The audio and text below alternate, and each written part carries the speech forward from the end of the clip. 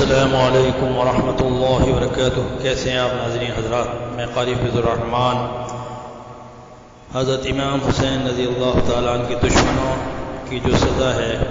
اس کا ذکر کروں گا۔ میری دعا ہے کہ اللہ تعالیٰ آپ کو دنیا آخرت میں سرور فرمائے اور امام حسین کی جو قربانی ہے اس کے نقش قدم پر ہم سب کو اللہ تعالیٰ چلنے کی توفیق عطا فرمائے۔ حضرت امام حسین رضی اللہ تعالیٰ عنہ کے دشمنوں کو جو سزا ہوئی ہے وہ سماعت فرمائیں۔ لکھا ہے کہ جو لوگ حضرت امام حسین رضی اللہ تعالیٰ عنہ کے مارنے میں شریک تھے اور جو اس برے کام میں خوش تھے ان کو دنیا میں بھی سزا ملی۔ مسلمانوں کی تسلی اور عبرت حاصل کرنے کے لیے مسلمانوں کی تسلی اور عبرت حاصل کرنے کے لیے بعض ظالموں اور بے رحموں کی سزا کا بیان لکھا جاتا ہے۔ کالی سیاہ صورت کا ہو جانا، جس آدمی نے حضرت امام حسین کے پاک سر کو دروازے میں لٹکایا تھا وہ بڑا خوبصورت تھا، پھر اس کی صورت کالی سیاہ ہو گئی۔ اس سے پوچھا گیا کہ تیری صورت کیوں بدل گئی؟ اس نے کہا جب میں نے حضرت امام حسین کے سر کی بے ادبی کی۔ غیب سے دو آدمی بڑے زبردست رات کو آتے ہیں اور مجھ کو پکڑ کر لے جاتے ہیں اور جلتی ہوئی آگ پر الٹا لٹکا دیتے ہیں۔ ساری رات یہ سزا مجھ کو دیتے ہیں اور صبح کو پھر یہاں چھوڑ جاتے ہیں اور روزانہ اسی طرح سزا دیتے ہیں۔ میری حالت اور زندگی بالکل بگڑ گئی ہے۔ فائدہ: مسلمانوں بزرگان دین کی بے ادبی کرنا خدا کے غضب میں پھنساتا ہے۔ بزرگوں کی بے ادبی سے بچنا چاہیے۔ پیاس کا نہ بجھنا۔ جس آدمی نے حضرت علی اصغر کے تیر مارا تھا اس کے پیٹ میں گرمی کی ایک آگ لگی ہوئی تھی، گھڑے کے گھڑے پانی پیتا تھا مگر پیاس نہ بجھتی تھی اور اس کا پیٹ ڈھول کی طرح پھولا رہتا تھا۔ زندگی بھر یہ سزا پاتا رہا، آخر ایک دن اس کا پیٹ پھٹا اور ظالم بے رحم کی جان نکل گئی۔ فائدہ: مسلمان بھائیوں اور بہنوں، ظلم اور بے رحمی سے بچو اور اللہ والوں کا کہنا مانو، ان کی عزت کرو، پیاسوں کو پانی پلاؤ، بھوکوں کو کھانا کھلاؤ۔ اندھا ہو جانا۔ ایک ظالم آدمی کربلا کی لڑائی میں شریک تھا، وہ اندھا ہو گیا۔ لوگوں کے پوچھنے پر اس نے بتایا کہ میں نے رسول اللہ صلی اللہ علیہ وسلم کو خواب میں دیکھا کہ آپ کے ہاتھ میں تلوار ہے۔ آپ نے حضرت امام حسین کے قاتلوں کو ذبح کر کے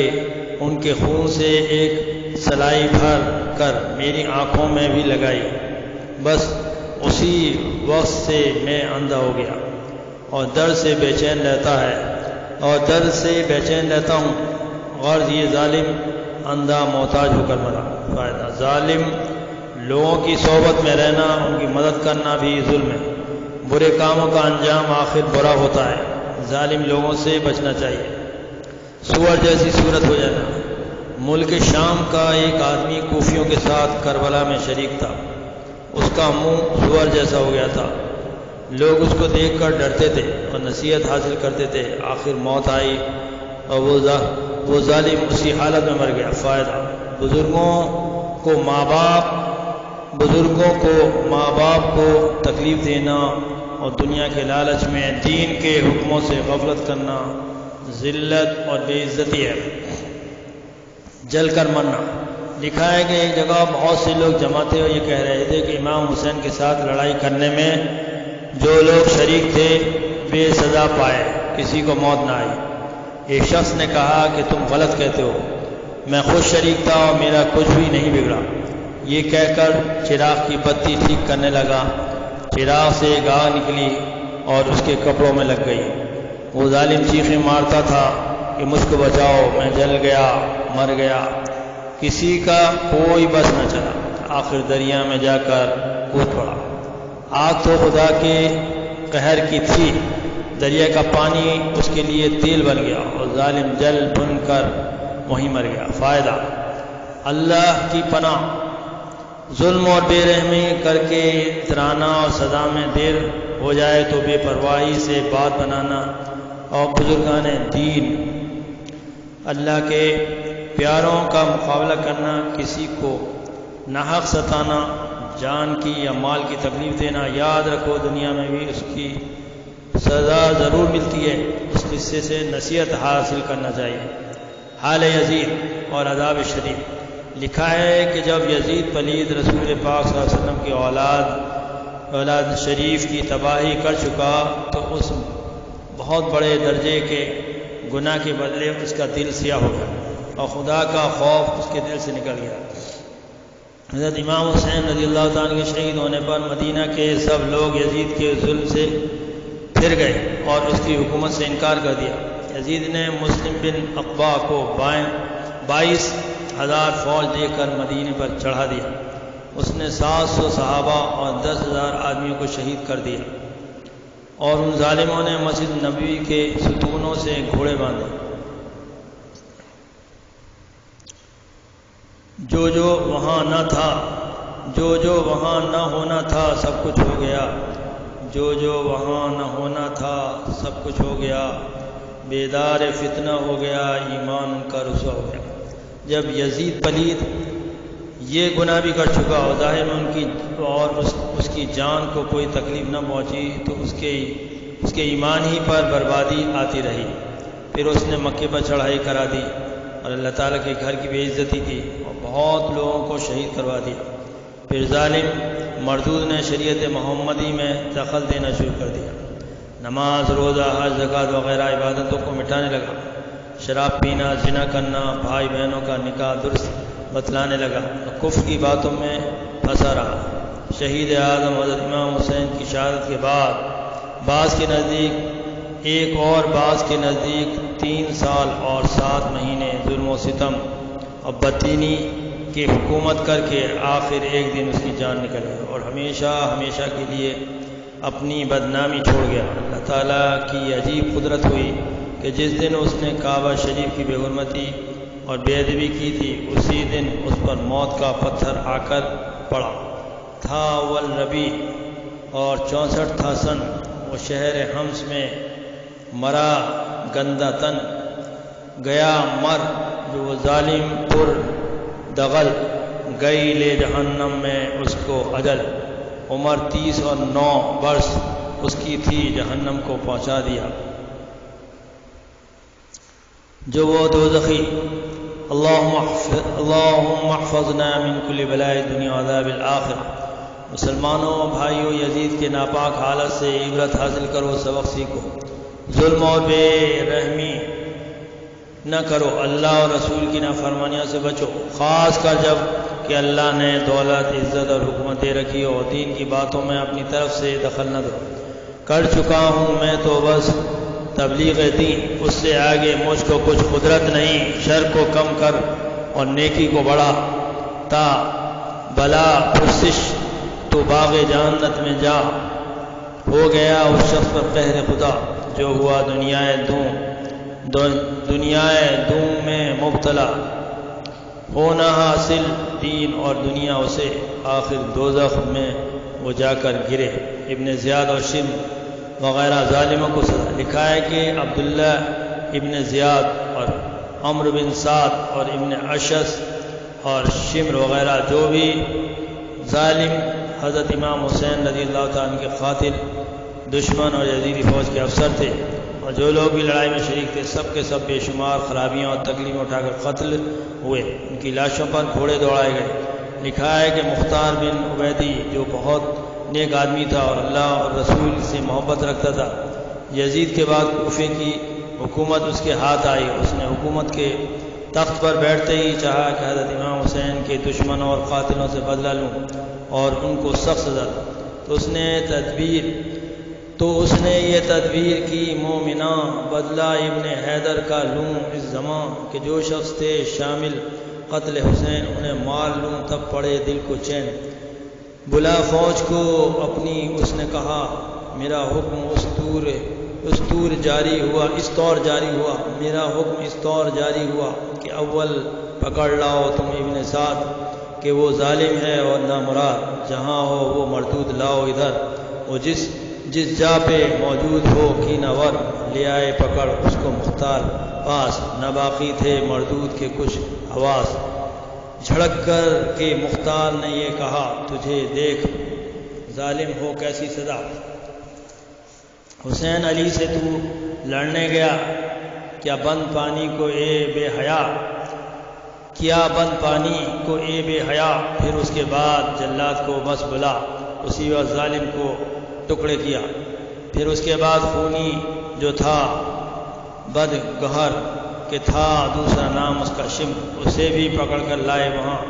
ہوا آگے حاضر وہ گندہ وہاں، کیا تھا شہید اس نے شبیر کو، نہ آیا تھا رحم اس بے پیر کو، کہا اس کو مختار نے اے شقی کہ تو سخت ظالم ہے اور دوزخی، پیغمبر کے جانی کو پیاسا رکھا، جگہ آپ کے آب خنجر دیا، جگہ آپ کے آب خنجر دیا، کیا ذبح پیاسے کو اے بے حیا، کیا ذبح پیاسے کو اے بے حیا، خدا اور نبی کا نہ کچھ ڈر کیا ظلم ناحق اور ناروا، خدا تجھ کو اس ظلم کی دے سزا، اسی وقت جلاد کو پھر بلایا، کہا دست و پا اس کے کر دو جدا، دیے کاٹ جلاد نے دست و پا، کیا اس کے سر کو بھی تن سے جدا، پھر اس کے بعد سولی چڑھایا اسے اور آتش کے اندر جلایا اسے، سوا اس کے جو کربلا میں لڑا، نہ ان میں سے ایک شخص زندہ رہا، غرض ان کو دے کر بہت سے عذاب کیا مار کر ان کا خانہ خراب، چھپے بہت سے بھاگ بصرے میں جا، کیے قتل رستوں میں کچھ بے حیا، انہیں مار غارت کیا ان کا گھر، اور ہوا فکر مختار کو پھر دیگر، کہا کہ ایک باقی ہے ابن زیاد، اسے ماروں تب ہو دل میرا شاد، اس نے کیے ہائے مسلم شہید، اسی نے کیے اس کے بیٹے شہید، لڑائی کی تدبیر اس نے کری، مدبر تھا اس کا کام وہ شقی، حکومت یزیدی جب اٹھ گئی وہ سب سلطنت خاک میں مل گئی،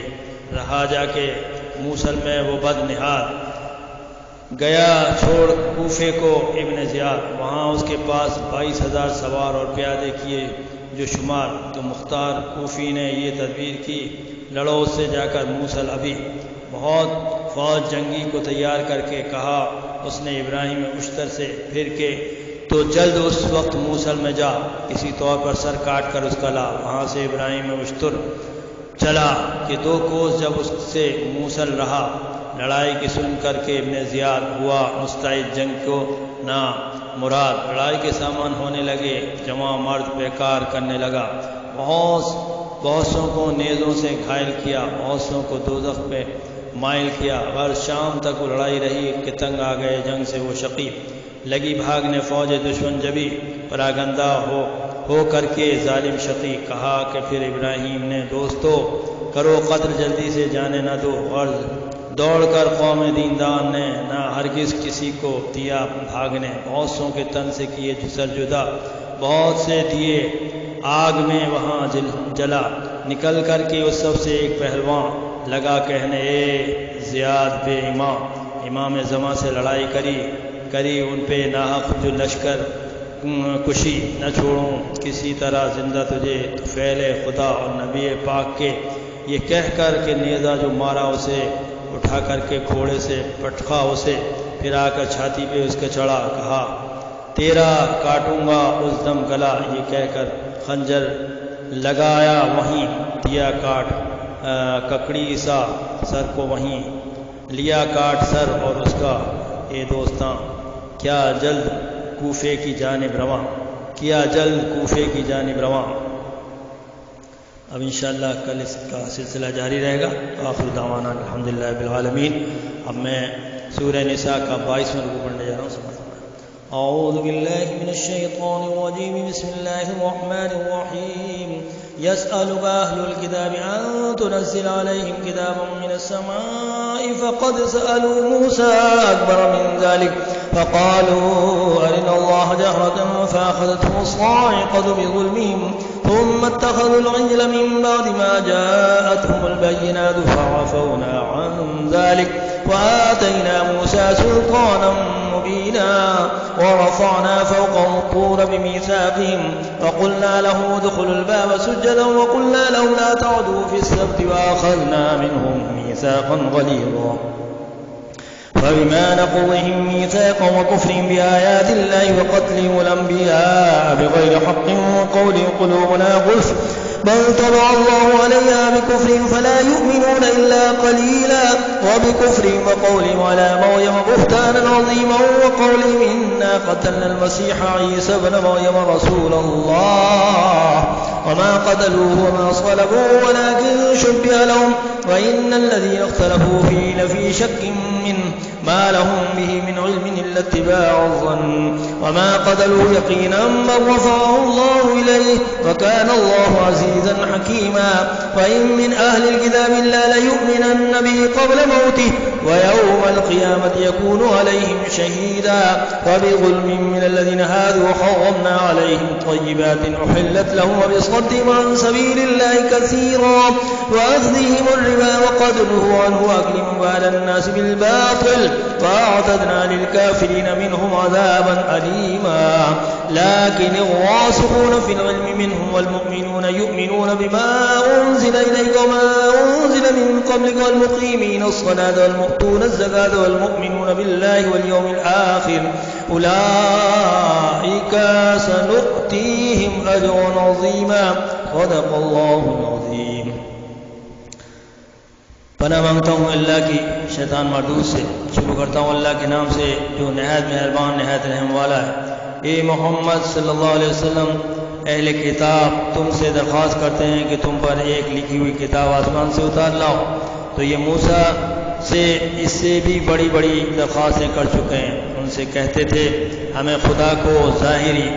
یعنی آنکھوں سے دکھا دو، ظاہری آنکھوں سے دکھا دو.